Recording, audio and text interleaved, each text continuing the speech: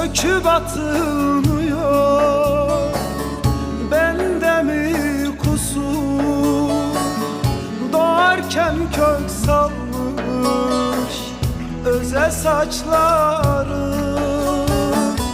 Bir kara sevda ki ya rüyası,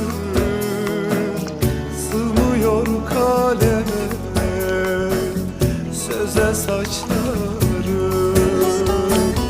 Bir kara sevda ki ya rüyası, sığmıyor kaleme söze saçları.